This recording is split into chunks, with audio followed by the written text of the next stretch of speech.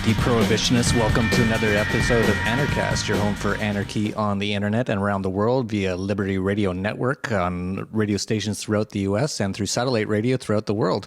And I have a great guest coming on. His name is Barry Cooper. I've been following him for quite a while. He runs the Never Get Busted crew. Really interesting story, really interesting guy. He's up in Puerto Vallarta. I'm here in Acapulco, Mexico. And let me just read this one comment that one magazine made about him so you can see what he's about. To call Barry Cooper over the top is an understatement. You may have seen him on the pages of Maxim or during one of his many appearances on CNN, Fox News, and Spike TV. He's the cop who turned against the drug war.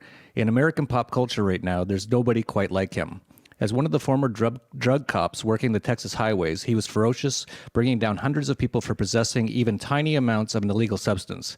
In his new life as an anti-prohibition crusader and activist filmmaker, he's just as ferocious. But now it's his former colleagues in law enforcement who are sweating his intimidating gaze. Cooper is on a mission to free America's pot prisoners and take down the abusive cops he once sought to emulate. In the terminology of war, Barry is an insurgent, lobbing bombs into the Fourth Estate as his form of penance for all the people he put behind bars on drug offenses. Slow hand clap for that. Amazing guy, amazing story, really cool style as well. If you check out his website at nevergetbusted.com, everything about him is really cool. He's really busy, which shows there's a lot of people behind bars for drug offenses, and he's trying to help them get out. So we finally tracked him down. It's been a few months, and he's coming in, like I said, from Puerto Vallarta. So Barry, before we get started, we're going to talk about all this stuff. How did you become an anarchist? Well, Mr. Berwick, I think I was born a voluntarist. I never liked anybody telling me what to do.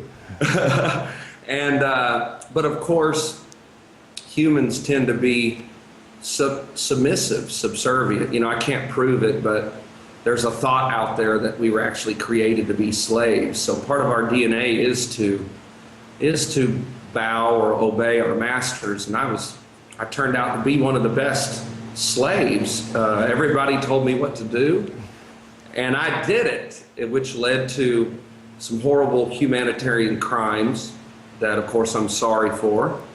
I thought I was doing the right thing. It turns out my masters were wrong. And now I try to own myself and make decisions for myself as much as I can, because I know, I'll make the moral decision to not harm anybody or any property. And I'll make the moral decision to help humanity. So I try to listen to myself now, and that's what turned me on so much to voluntarism or anarchy. That's great. So what was it like? You're working as a drug cop. What was it that made you realize what you're doing was immoral or wrong, and why did you quit? And what was that process like? Well, it was some emotional and mental evolution. I did have a conscience, and dots quit lining up when I noticed people that we were raiding, that I was trained to believe were horrible, evil people, and they were regular people like you and I, just smoking weed. And we were ripping their kids away from the parents and placing them in child protective services and sending the parents to jail. And it didn't set right with me. But I quit law enforcement, and it was years later before I realized what I had done was so wrong. And that was after I started looking on the internet, and I realized, it didn't take long to realize, that everything I was taught was a lie.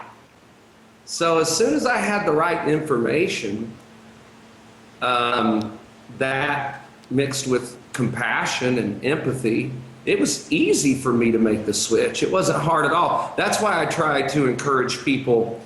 I used to be the biggest at telling cops F you and getting in their face. But that would have never changed me. In fact, if people did that to me, I wouldn't listen to them. but it was the real information. It was the right type of speech. It was the logic and the knowledge that changed my life around.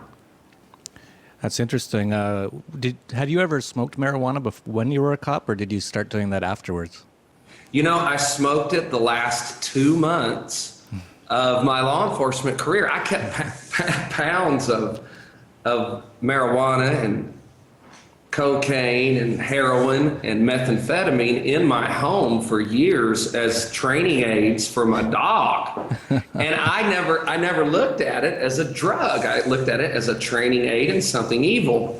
The last 2 months of my law enforcement career, I was struck with this, wow, all of these people, good people, are risking jail for marijuana. There must be something to it. So yeah, I smoked it and I loved it. I still promote it as a way of healing, that along with other psychedelics. Psychedelics changed my life. Ayahuasca, got to spend 3 months at an ayahuasca retreat center in Brazil, in the Amazons. That changed my life. Back 6 years ago or so, I think I did a few interviews on acid.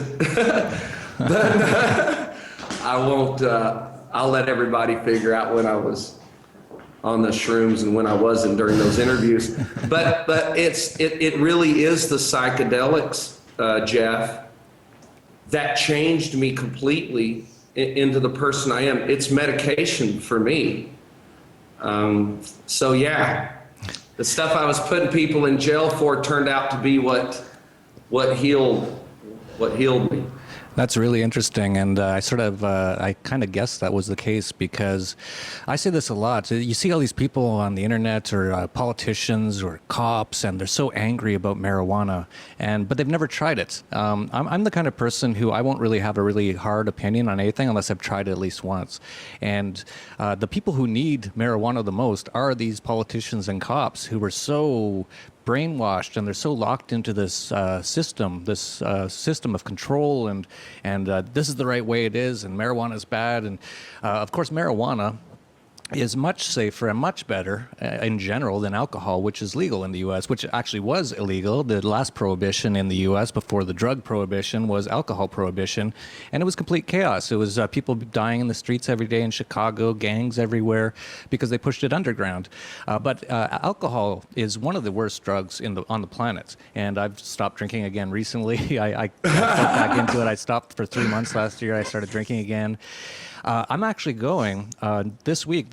Probably when this interview goes live, I'll probably be in Monterrey, Mexico, doing my first ayahuasca ceremony. So I've been paying attention to a lot of what people have been doing and a lot of their experiences, and a lot of people like yourself who have told me that it is a life-changing experience. So I want to experience it for myself so I can have an actual opinion on it.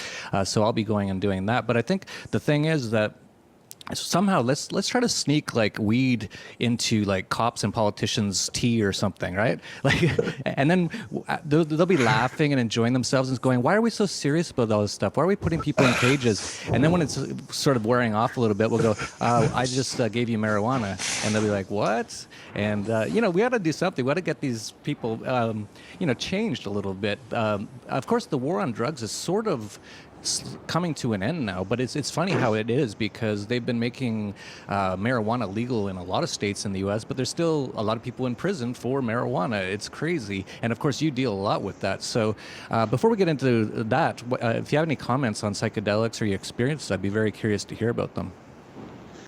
Well, they are healing. MDMA, ecstasy, what all the young people rave on, go to raves and do, actually was a drug used in the 70s for marriage counseling. And I recommend any couple to climb in bed with a couple of rolls and get through your stuff. It really helps. Now, the ayahuasca is a DMT experience that lasts all night. And I was fortunate because I was in a retreat center that was for the rich and famous. I tripped next to president of HBO in a certain country, and I won't say, And across from me was an award-winning filmmaker who's actually a TV personality now in Europe. So the ayahuasca is attracting a lot of talented people that want to expand their talents and get a real grip on what life's really about. I'm excited to hear your experience about that. You're gonna love it, Jeff. But I want to go back to, yeah, they do have a lot of marijuana prisoners. In fact, there are over 2 million people caged in the United States right now, and that's horrible. But the United Nations has declared solitary confinement as a form of torture that causes long-lasting damage to human beings. And currently in the United States, there are 80,000 people in solitary confinement. Now, I've experienced solitary confinement 9 times. Every time I got arrested, they wanted to stick me in solitary confinement. I never got to be in population, and it is torture, and there are 80,000 souls right now who can't touch another human. They can't talk to another human. They're just in a little square concrete box where they have to be 23 hours, and they get out 1 hour a day, and sometimes they don't even get that. It's just one of the largest humanitarian crimes that's I've ever seen on this planet or have ever read about on this planet. Yeah, it's, you watch the mainstream media, of course, and they'll say, oh, ISIS is torturing people. Well, the U.S. government's torturing people. They've actually admitted torturing people, and they don't even include, as you pointed out, solitary confinement. 80,000 people right now they're torturing. There's people sitting in a cage right now, not even a cage, a concrete room. And solitary confinement, from everything I can tell, and you're another person who says it is truly torture. Just sitting in a room with nothing, no human contact, no information, nothing. You're just sitting there is truly torture, and it's heinous what's going on. Of course, you're doing so much great work to help people get out of there, and you keep very busy with it. You're very passionate about it, and it's great you can do it from Mexico too. That's great. Just curious though, why were you arrested 9 times? Well, I started out being arrested for bar fights. I'm from, now I don't fight anymore, but I grew up in Texas, in the trailer parks of East Texas. That's like trailer parks. We were next door to Louisiana, where the swamp people live, and we were taught the louder you could be, and the louder you could cuss, and the better you could fight, and the harder you could play football, the better you were a better person. They placed value on aggression. But later, when I quit being a police officer, I started getting arrested for ridiculous things. Like I really did go to jail for not returning 2 DVDs on time. Oh. It was Jeepers Creepers 1 and Jeepers Creepers 2, and they weren't even good movies. It was horrible. I'm sure no one wanted to rent them. Right. I didn't even rent them. Actually, my wife at that time did. And so then the other arrst came after. So I assume you were being targeted then. Oh yeah. Yeah. Oh yeah. And then I was arrested 4 times in a year. My Candy was arrested 3 times. My son was taken. All that was within a couple of years after I started stinging the cops. And once we got through all of that, and I realized, do not run operations against the U.S. government because you will lose. Once I realized that, we fled the country. We got on a cruise ship as if we were going on vacation. There may have been 5 people on the planet who knew what we were doing. And when we got off the ship in Aruba, we didn't go back to the cruise ship. We had a speedboat actually waiting for us to take us the 15 miles to Venezuela, where I had some people in the government there that helped me and my family. And then Venezuela got so rough. Wow, man, that place is, I didn't think I was going to get out of there alive. Really?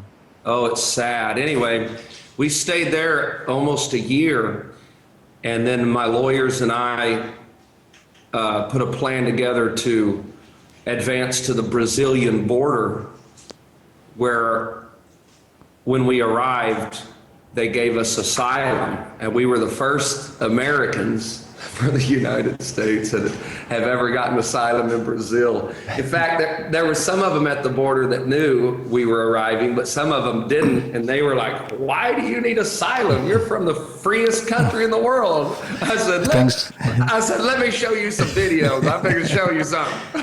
Things change, baby. Yeah. It's funny, you defected from the U.S., Edward Snowden, of course. Everything's changed. The U.S. is just out of control now, and so many people are trying to escape from it, as you did. Well, we were running too, because my son didn't, we did all this. My autistic son did not have a passport. That's why we went in a cruise ship. We wanted to get out of the country, but to fly, you need a passport. To drive across borders, you need a passport, but a cruise ship, you don't need a passport. I think they're changing that. Yeah, I'm sure they will. So they let us stay in Brazil, and our lawyers in the U.S., that are really good, close friends of mine, some really good moral people, they worked their magic within a couple of years. We got Zach's passport.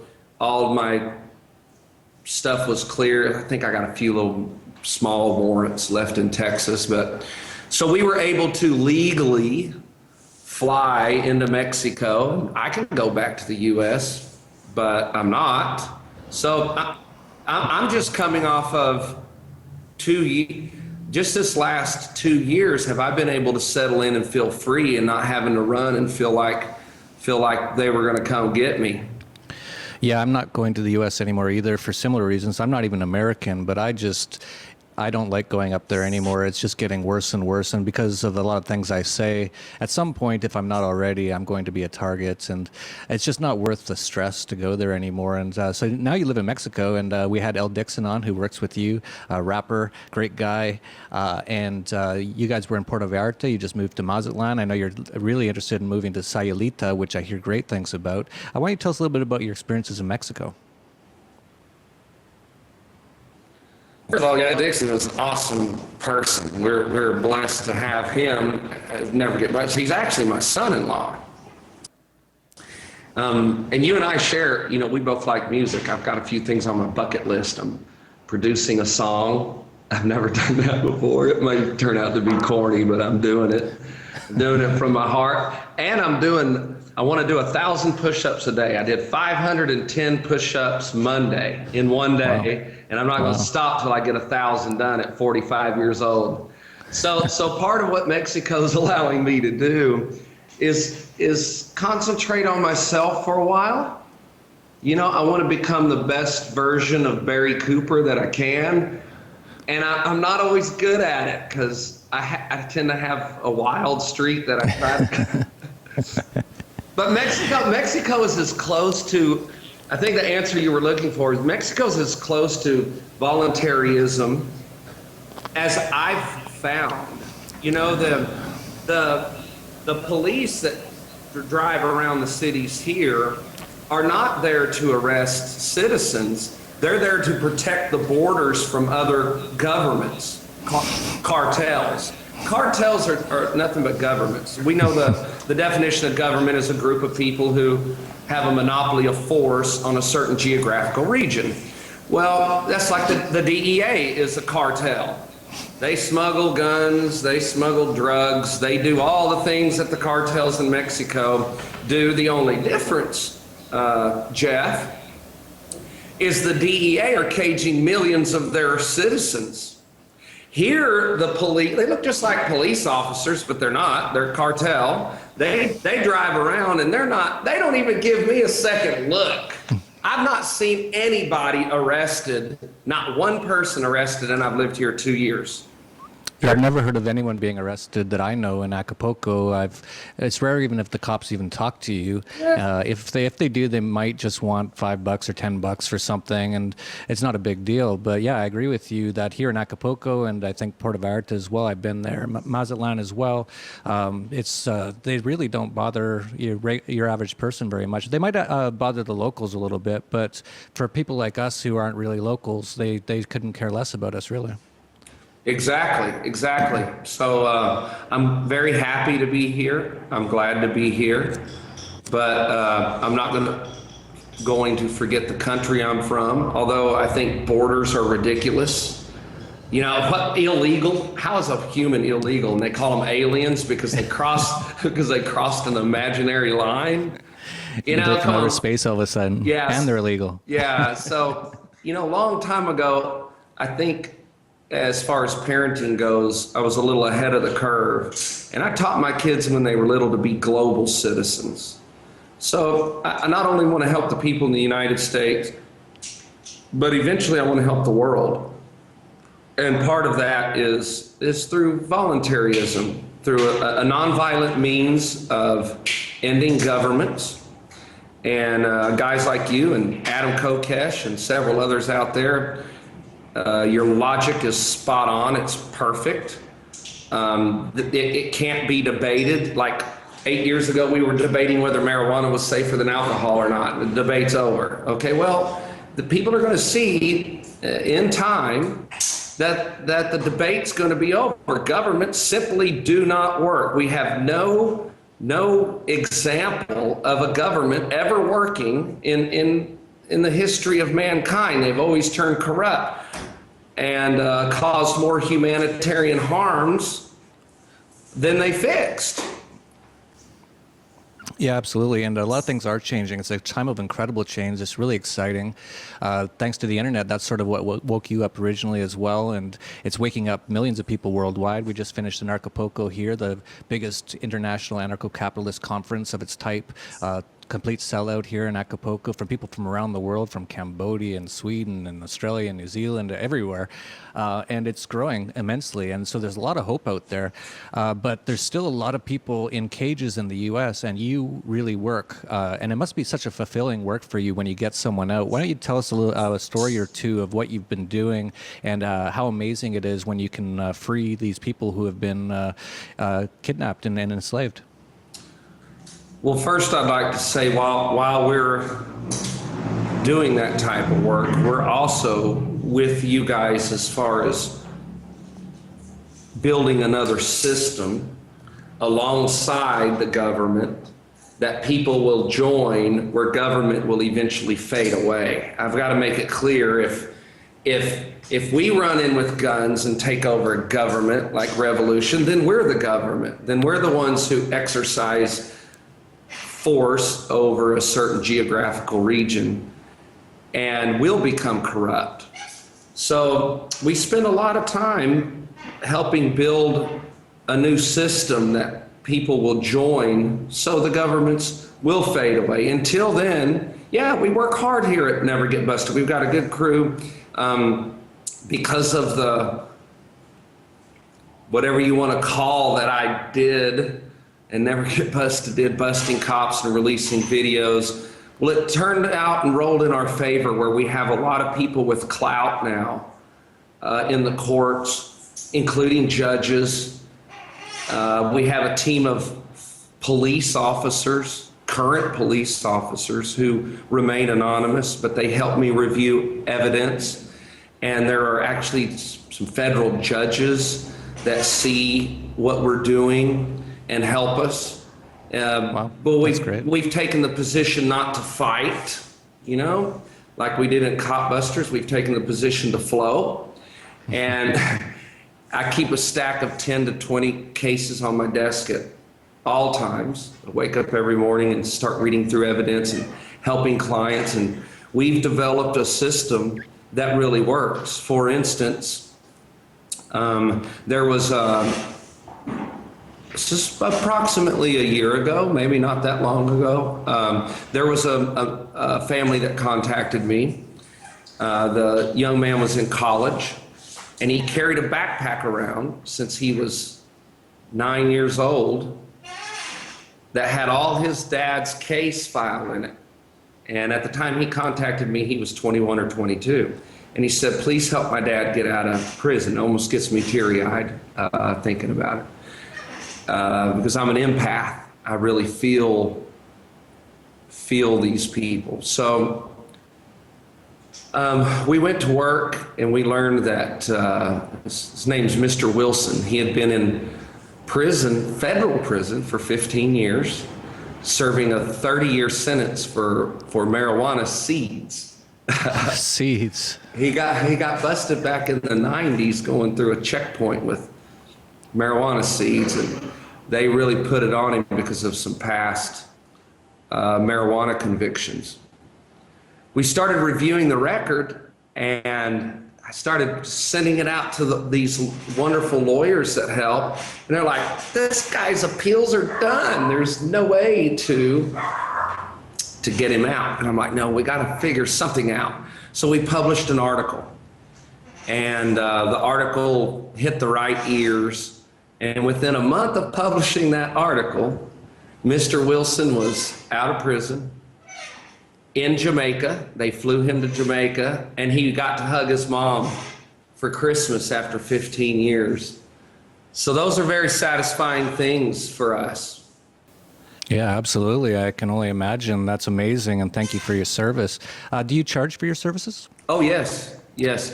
We work on a sliding scale. If you have money, we charge you a lot of money because it takes a lot of money to tap into the resources that we tap into. That said, I keep a stack of free cases on my desk too. It's unfortunate I can't get to everybody, but we have more cases than we can handle. We recently published last week, a young man got pulled over in Texas, and the cops, he did it wrong.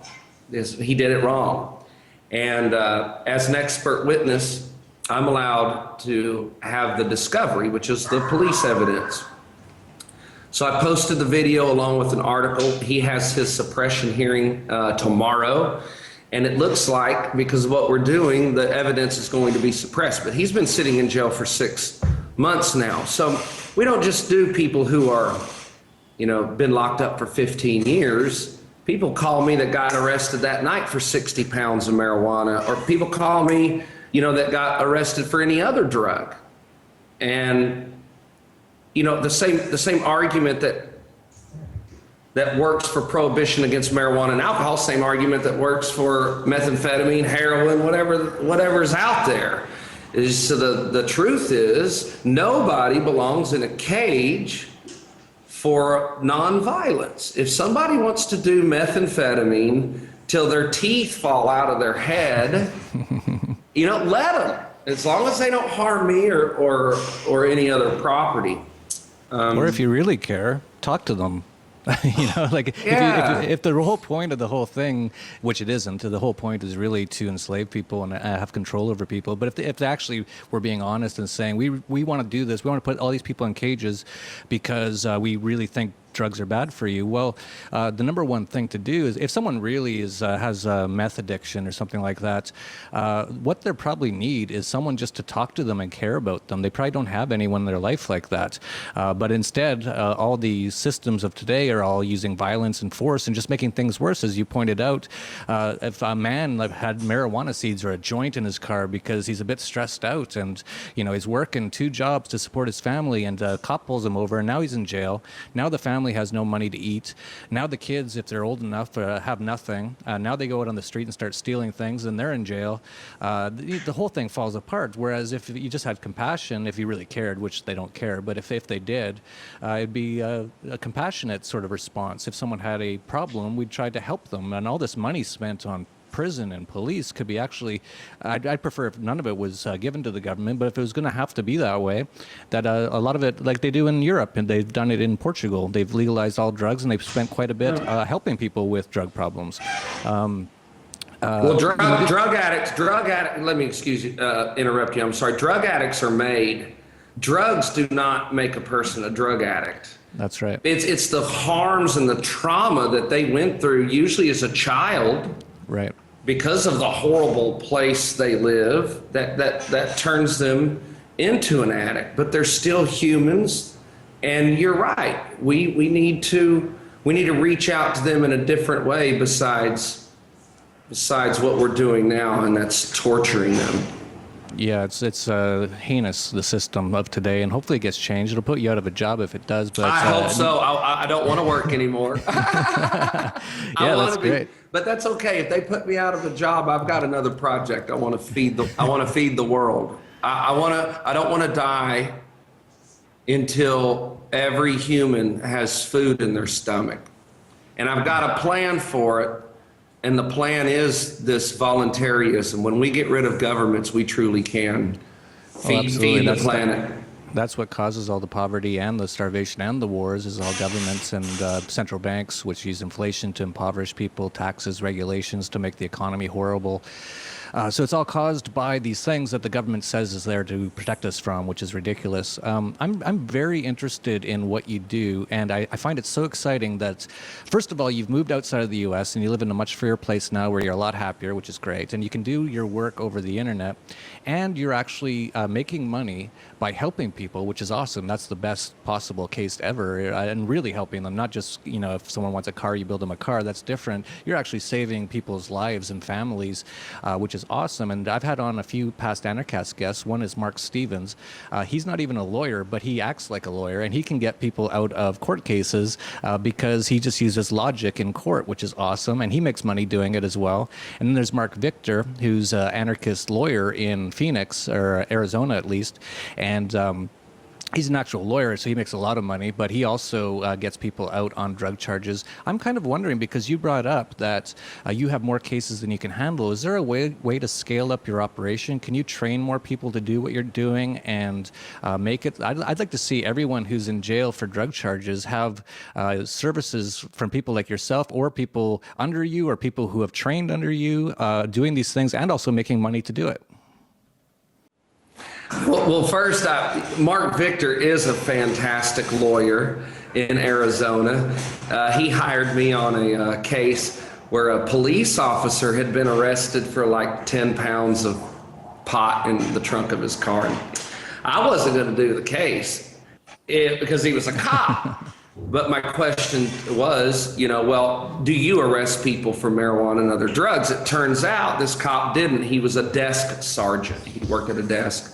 He did not arrest people, so I found it moral to help him. And by the time Marc Victor was done, he got it pled down to a joint. And a big joint. And the cop got to keep his job. But yeah, Marc Victor's something else.